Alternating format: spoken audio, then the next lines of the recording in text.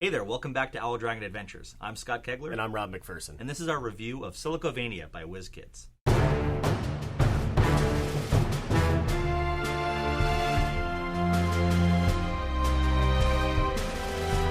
So this is Siliconvania. In this game, each player is going to be running a different area in this vampire Siliconvania. Yeah. So this kind of tech industry area that's quickly developing. So you are each trying to develop your own city area by adding neighborhoods, tech campuses, malls, mausoleums, and so forth to complete this puzzle on your board, while you're also doing interacting with the other players for resource grabs and other items you need in the game.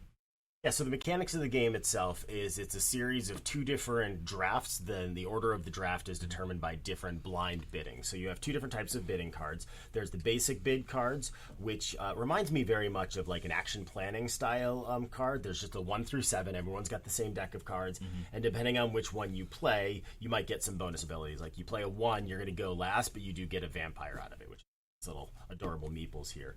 Whereas if you play a higher card like a 7, you're going to lose 2 vampires in order to do it.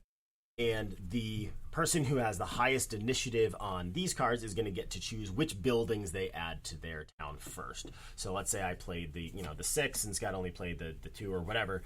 I would get to decide which tiles I take. Once you have taken those and placed them down in your town how you would like, you're going to reveal your second initiative card, which is one of these dual use cards. They're the specialist cards, and the number up top is going to determine the order there. Same idea in terms of the higher the number, the sooner you get to go. And that's when you're going to get to choose another specialist to put. The other way these cards can be used is you can actually use them for their abilities that are on it and play them as such. So when you play them as your initiative, you get to use them as an initiative, but you also get their ability down at the bottom. So let's say I played the engineer here. I go at a 46 initiative, and then I can either take 2 vampires or I can move up 2 on the survival track here. Right. And the survival track, it's just another limited tech path, basically, where you're going to get special abilities along the way. The whole goal is to build up your town in such a way that you maximize the different bonuses. You got the bonuses over here and how they score. Some of the buildings like to be close together. Some of them want to not be touching. You can push yourself up on this track so you can get different things like trains, which go along the side of the board and kind of boost your abilities there. And your scoring also matters off which cards you keep in your hand at the end of the game. Because some of these cards are going to stay or be played at certain points and lock certain cards from your specialists. Your specialists are going to also determine, so what you're saving and not playing in your hand matters, because those will be ultimately which 4 cards you score at the end of the game? I believe it's 5, actually. All right, which cards you're scoring at the end of the game? Yeah, and that's you can see in the middle here which one they score on. Which one they score off of. Yeah, so you put them in your tableau, which determines scoring. And we can always add a update here on the video, but I believe it also is you can score the same card 2 or 3 times. Yeah, it's a maximum. I think it says it on here somewhere. 3 cards, so you could do basically 12 points off of a set, basically. Yep. So yeah, that's the mechanics of the game. So that's the gameplay, and so from a gameplay perspective, I think that it's a really solid title. I love tableau building. I love spatial puzzles, so it's already got me there. Yeah, it's like a set collection too, right? Like there's a bit of a set collection with that tableau. Like you want to chain certain things off each other because certain scores are based off of what's adjacent to each other. Yep, and you want to make sure that your vampires, all the little vampire meeples that you have, actually have a coffin to sleep in at the end of the night. So you want to make sure you're getting enough of those tiles because they only score if you have 1 vampire matched with 1 coffin. Right.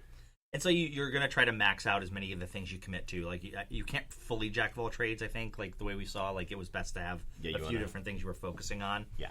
But I agree. I liked the bidding in it, that it was blind bidding.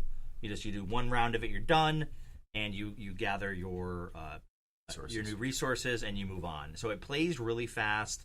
I think we knocked this out in less than an hour. Yeah, it was very easy for everyone at the table. So talking about accessibility, it was a very straightforward game. You understand basically the 2 phases you're getting ready for on the bidding, and then everyone just kind of does their own simultaneous spatial puzzle. I'd say the only thing that was a little bit confusing is just because of when the transition happened is when you actually start placing these cards as their other action, which is the end game scoring. Not too much. It was just it didn't feel quite as natural because you don't do it until the start of the 5th round, I believe. And we had to check the pet thing a couple times because there's a set collection with these pets happening. The cats and dogs made the most sense because they have their own meeples and it was kind of into the game. But there are other pets that you collect in the cards, I believe, on the tiles. Yeah, and that was something else. Remember, there was a separate set collection happening. There's with a snake on this guy, right? And there's like 7 different pets or something like that. Yep. That was a little less because we weren't seeing all of them, so I was understanding how many pets there were. I'd still say it's a pretty high accessibility. I think that it's really well laid out. The rule book is pretty solid. So, it's one of the, I wouldn't call it crunchier, but it's a crunchy game, but a crunchier WizKid games that we've played so far that have come through. Yeah. Moving on to design. So I love the graphic design of the game, the player boards. Everything is really easy. I love how simple the scoring methodology. So my strategy is very easy to follow what I'm doing here. I have everything I need to know without having to check the rule book a whole lot as a player. So I don't have to kind of like sneak the rule book over to see what I'm doing. I understand everything happening. The iconography is super simple to follow. Yeah, I agree with that 100%. I love the artwork. I think it's crisp. I think it's it showcases the vampire theme that they're going for. And leaving it light. Yeah. Mm-hmm. They're very drawn. We were just saying, reminded us a couple of like Garp Hill type games. Yeah. They're like fun, little silliness, little mischief in the drawing of the vampires. Yeah. I liked all of that.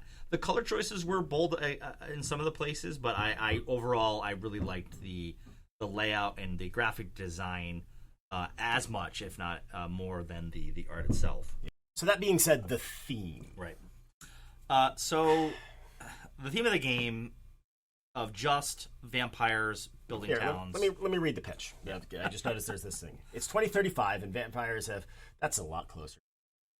I would like it to be like. I like my future to be. Anyways, it's 2035 and vampires have been revealed living among us as ordinary citizens.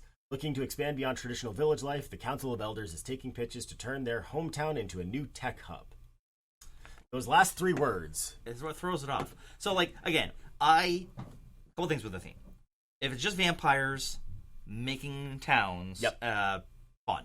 I think that's a fine theme. Yep. And I like the how that aligns with what I'm doing for the most part. Yep. But tech hubs, I don't understand why. So there's definitely a tech campus, tile. Yeah. But it's no more important than the rest of the tiles. But nothing I'm developing or doing an actual tech tree or anything else really that has anything to do with Silicon Valley. Yeah, I think that it's a big miss on the theme. And it's just such a weird kind of like left turn all of a sudden. I don't know if maybe earlier in playtesting when they were still designing this, they leaned more into it and it evolved out of it and the name had stuck. Or somebody just really liked the name Siliconvania. Yeah. Which I know we said already, but like real estate would have been and it would have been like, I'm building a town. I'm buying buildings. Yeah, absolutely. Or I'm bidding on buildings. And we were talking about this. I think you could have done it as like steampunk. It would have worked because then you're kind of railroaded already a bit on these trees, which is fine. But I think like if it was just train, and you already get trains in the game, right? Like I felt like that would have made more sense as a theme. Yeah, I think there was a couple of different ways they could have gone while keeping it vampire if that's what they wanted, and still had it been more fitting. It's just so odd. It's like this weird. It's tomatoes in a fruit salad. You know what I mean? Like it's I get it, but like it just doesn't work. Like I agree completely on that. It's not enough to ruin the game for sure. Like it's not enough to even really detract too terribly from the game. But it is. It might just confuse you though when it's on the shelf if you're if you're looking for games. It's not a game that you're going to see it on the shelf, see the name of it, and know exactly what you're. Right, 100%. That's it on design. So talking about quality, all the components are really good. I mean, they're wooden meeples here for the vampires and cats and dogs, which are nice little custom cuts. Yeah. The boards, the player boards are all great. Yep. The only thing I would ding it on is the quality of these cards. They're just regular cards, no linen finish. They're just not going to survive a lot of wear and tear. Yeah, you don't shuffle them a lot, but they are your hand of cards, so you're going to be handling them a lot. So you're going to wear off some of this ink. And your players that are a little rougher on their cards are going to wear these out. If you, for whatever reason, played it and loved it, I would recommend sleeving. We know a guy who drives me insane. I am that guy. She's like, please everyone keep your drinks off the table. I am that guy. I am not. I'm a little bit that guy. Sometimes depends on the game. Food crumbs, or if it's or like if it's like a $30 game, I don't care. We had cheese balls come out of my table the other night. I started twitching. Yeah, no, thank you. Yeah. But if you loved it, I would sleeve it. But that's the only real complaint. I think that overall it's I don't love tiny cards, but these ones are fine. Yeah, because they're used so seldom. They're once per turn. You're literally just go through and you're like, I'm bidding that one. Take these over square cards any day. I hate square. I like square cards when you have to hit. I guess. Anyways. So value. So the MSRP on this is $39.99.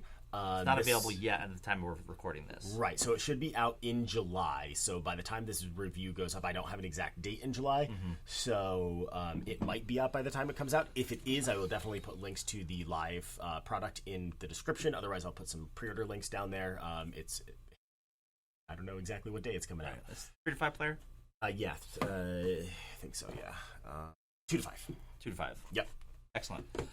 So 2 to 5 players, for me, I think you could table it quite a bit if you like spatial puzzles, tableau builders. If you like the kind of building a town type game and set collection and just being like that type of game, I think for the price point, it is a pretty good deal. I think if that's the kind of game you're into and you're looking for something that plays well for more casual green gamers, and they say it's 45 to 90 minutes, and that's pretty right. That's pretty spot on. But we enjoyed it, and we played much heavier games than this more regularly, and we had a good time with it. So I think this was definitely our favorite of the WizKids games that we've played. I think they did a really, really solid job with this title. Yeah. Again, with the only miss being it's not Siliconvania at all. Yeah. But overall, I mean, a lot of positives for this one for me. Again, I agree. It's one of the best WizKid games. It is the best WizKid games I've played in recent memory of their newer games. Yep. Where do you land overall? So I really liked the game, but I did have just for whatever reason it sat with me. The theme issue and just being weird. You really like naming things. I like naming things. I like good names for games. And I was disappointed there wasn't more of a tech part of the game. Yeah. I'm at a 7 out of 10. I really liked the game. I could see others really enjoying it, but for me, 7 out of 10. Yeah. I'm going to land it at an 8 out of 10. I've been going back and forth a little bit in my head between a 7.5 and an 8. I think as we kind of hashed it out, the naming thing didn't bother me quite as much, and I love spatial puzzles and playing this side of it. And I'm gonna give the win to the Vampire Meeples as pushing me over onto the 8.0.